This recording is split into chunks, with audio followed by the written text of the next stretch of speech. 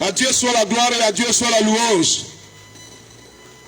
Frères et sœurs, mesdames et messieurs, nous sommes arrivés chez vous ce matin pour partager la parole de Dieu avec vous.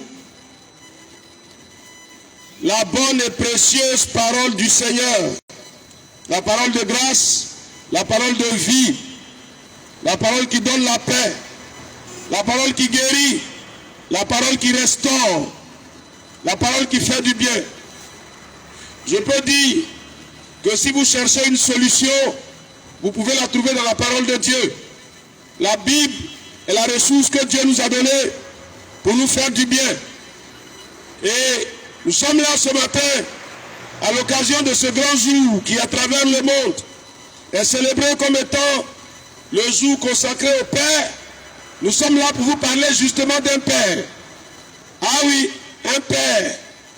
Nous sommes là parce que les hommes considèrent les pères. Nous voulons vous parler d'un Père qui est le meilleur des pères. Un Père sur lequel vous pourrez compter à tout moment, à chaque instant, dans chaque circonstance, pour vos vies. Vous pourrez compter sur lui. Je veux vous en parler, chers amis. Nous sommes venus pour vous dire que ce Père-là veut être le vôtre. Il veut être le vôtre. Ce Père-là veut aussi vous faire du bien.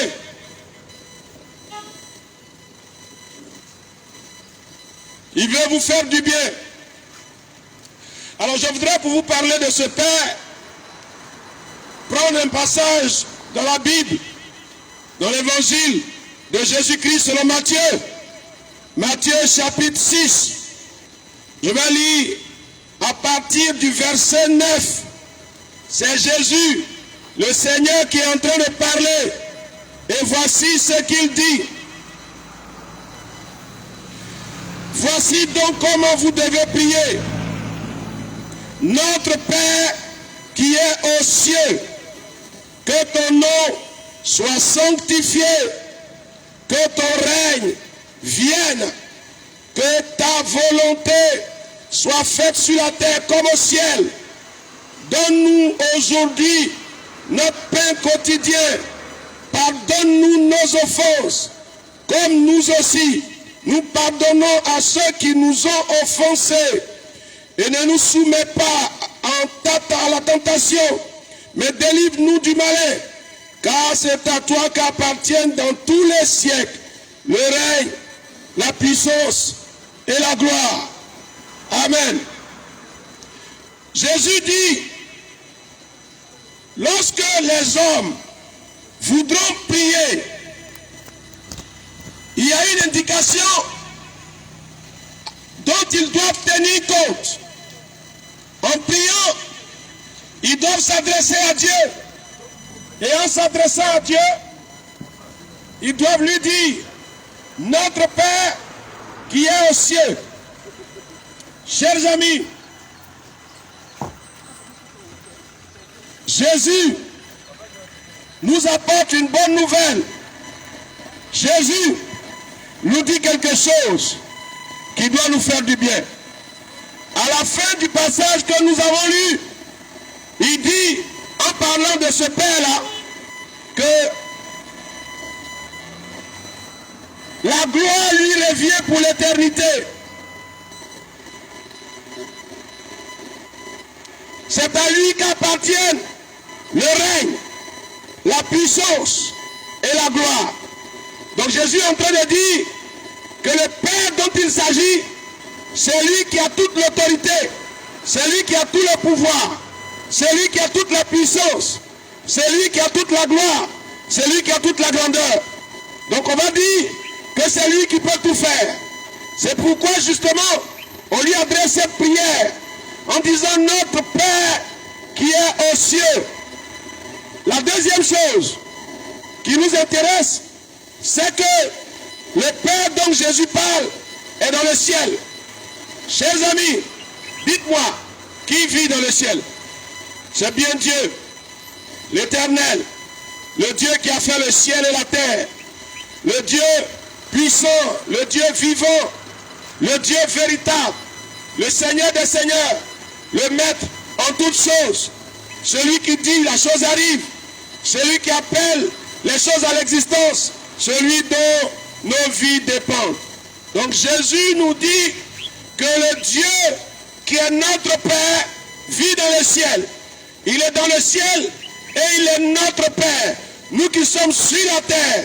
Donc si nous nous prions, adressons-nous à ce Père-là pour lui dire, notre Père qui est aux cieux, pour lui adresser toutes nos demandes. Qu'est-ce que nous voulons? De quoi avons-nous besoin? Qu'est-ce que nous vivons? Quelle est la situation qui est la nôtre? Quels sont les problèmes que nous avons? Quels sont les soucis, les difficultés? Quels sont les besoins? De quoi notre vie a-t-elle besoin? C'est à Dieu, notre Père, qu'il faut adresser la prière pour lui demander tout ce qui est nécessaire, pour lui demander tout le secours nécessaire, pour lui demander toute l'aide nécessaire, pour lui demander tout l'appui dont nous avons besoin. Chers amis, nous sommes donc venus ce matin vers vous pour vous parler de ce Père.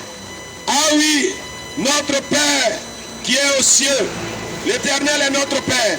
Jésus donc nous informe, toi et moi, que Dieu est notre Père. Il est mon Père, il est ton Père à toi, chacun de nous. Il veut être notre Père. C'est possible, c'est possible, c'est possible. Dieu veut être notre Père. Il veut être ton Père, il veut être mon Père. Mais il est déjà mon Père. Parce que je l'ai reconnu et je l'ai accepté comme mon Père. Ah oui, parce que j'ai fait de lui mon Père. Parce que je lui ai donné ma vie. Parce que j'ai mis en lui ma confiance. Il est devenu mon Père. Toi aussi, il peut devenir ton Père. Il n'y a rien de compliqué.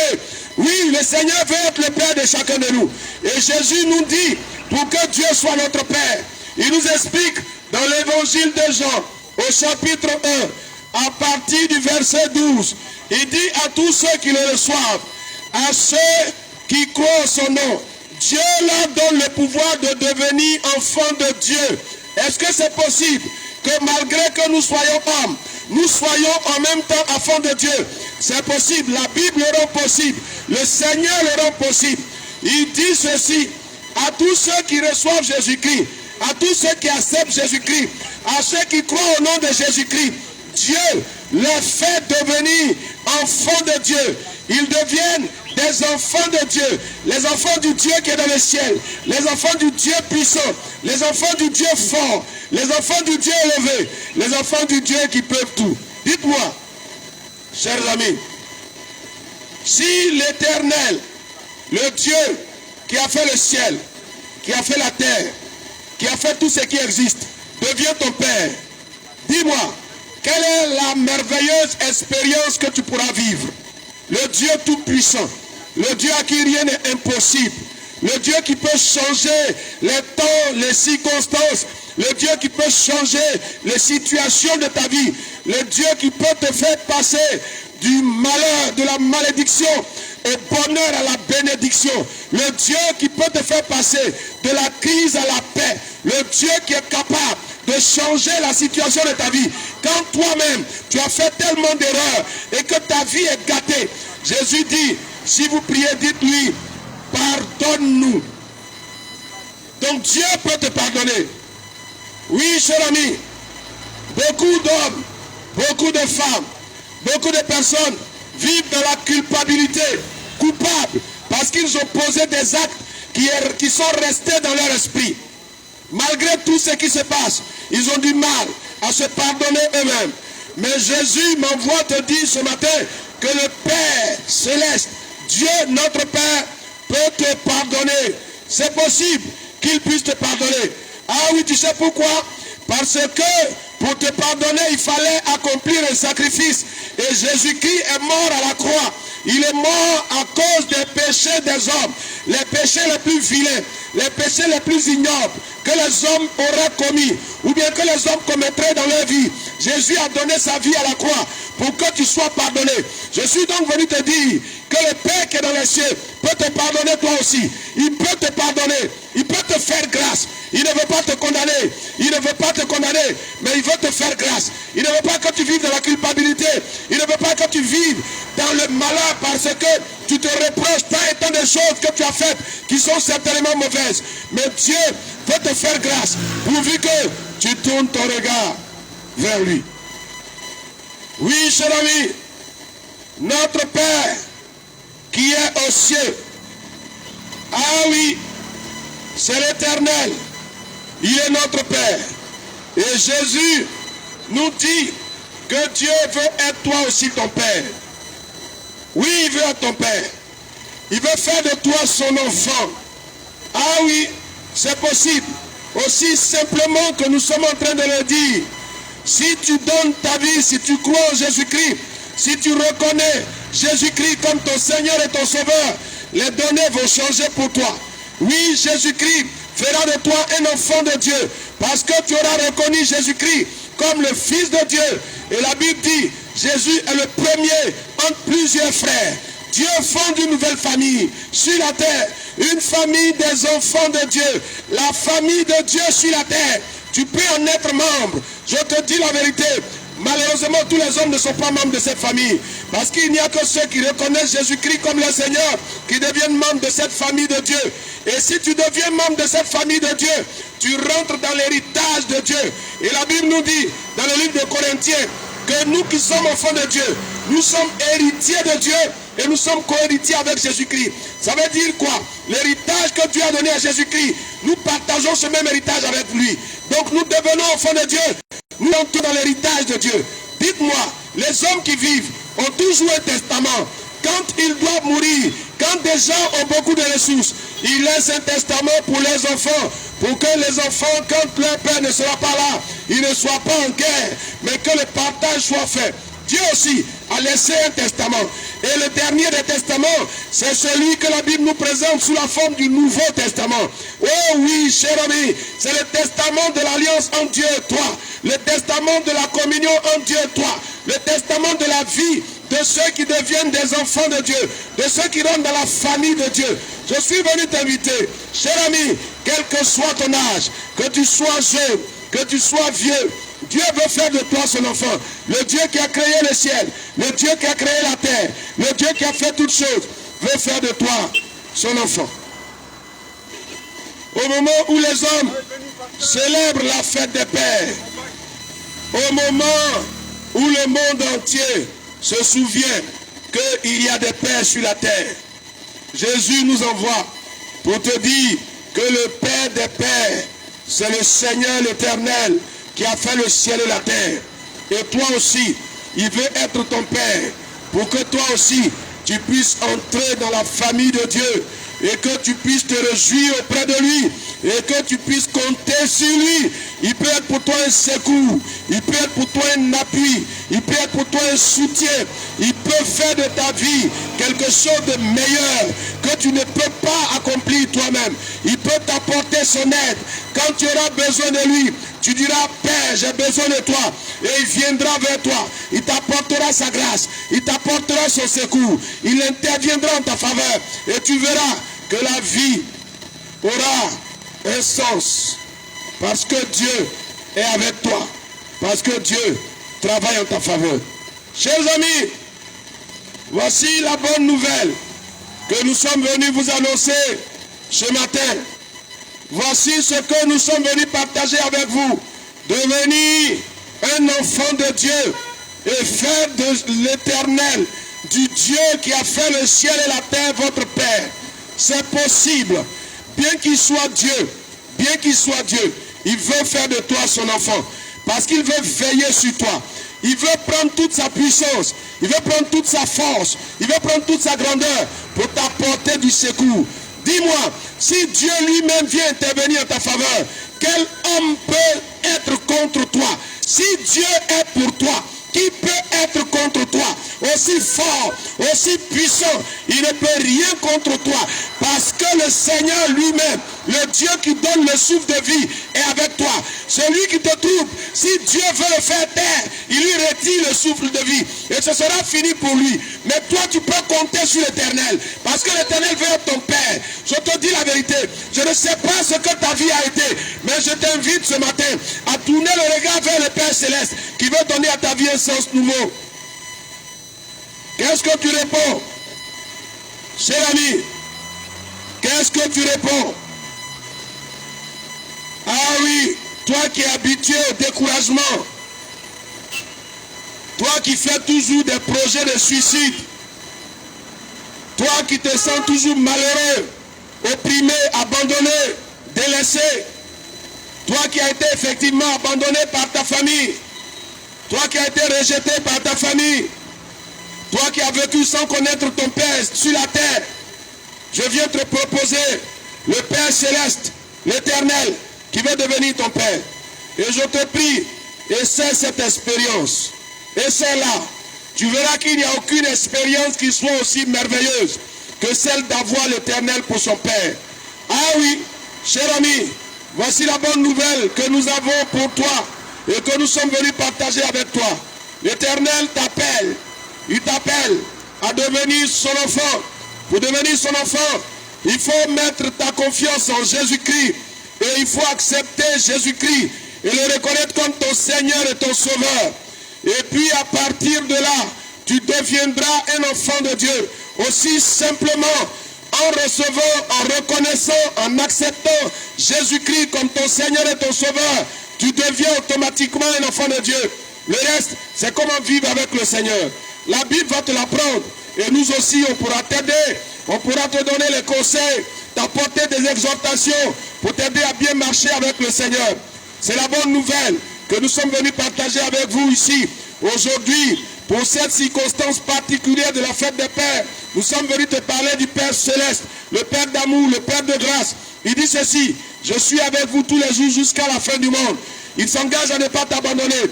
Ah oui, il ne t'abandonnera pas. Si tu veux, tu verras sa grâce. Si tu crois, tu verras sa bonté. Et si tu mets en lui ta confiance, tu verras qu'il va marquer la différence. Il va marquer la différence. C'est un Dieu qui veut te consoler.